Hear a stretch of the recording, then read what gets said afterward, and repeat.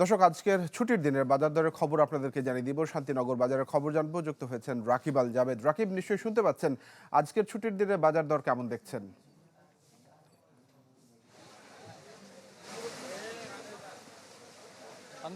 অনেক আগেই কিন্তু মধ্যবিত্ত এবং নিম্ন মধ্যবিত্ত মানুষজন যারা রয়েছেন তারা কিন্তু মাছ মুরগির বাজার ছেড়েছেন এবং তারা ডিমের বাজারে যে কিন্তু খানিকটা স্বস্তির আশা করছিলেন, সেখানেও কিন্তু স্বস্তি মিলেনি।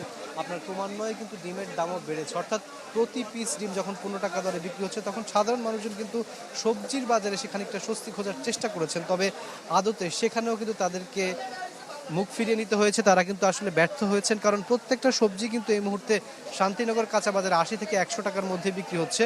তবে অবাক করা বিষয় হচ্ছে যে 2-3 দিন আগেও যে বেগুন আসলে বিক্রি হতো আপনার প্রায় 100 টাকা 80 টাকা, সেই গোল বেগুন যেগুলো সেগুলো এই মুহূর্তে বিক্রি হচ্ছে 160 থেকে 180 টাকা পর্যন্ত। মূলত উত্তরাঞ্চলে যে বন্যাটি রয়েছে সেটির দোহাই দিয়ে কিন্তু এখন এই মুহূর্তে বাজারে সবজির যে চড়া দাম সেটাকে কিন্তু দুষছেন এখানকার যে স্থানীয় বিক্রেতারা রয়েছেন তারা। তবে ক্রেতারা বলছেন যে এভাবে যদি দাম বাড়তে থাকে তাহলে সাধারণ মানুষ অনেকটা না খেয়েই থাকতে হবে।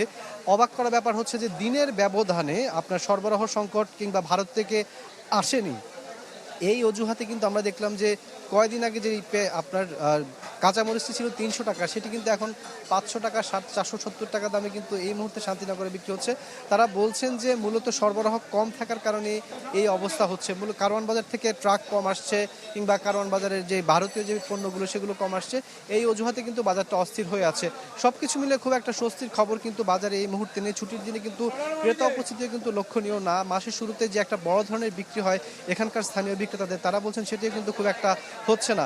বাজার নিয়ন্ত্রণের যেই বুলি তারা শুনছেন বিভিন্ন জায়গা থেকে, সেটি যদি কার্যকর না হয় তাহলে সাধারণ মানুষের কপালে আরো দুর্গতি রয়েছে বলে এখানকার ক্রেতা বিক্রেতারা উভয়ই বলছেন। তানভীর। রাকিব, ধন্যবাদ আপনাকে। রাকিব আল জাবেদ জানাচ্ছিলেন শান্তিনগর বাজার প্রাঙ্গণ থেকে।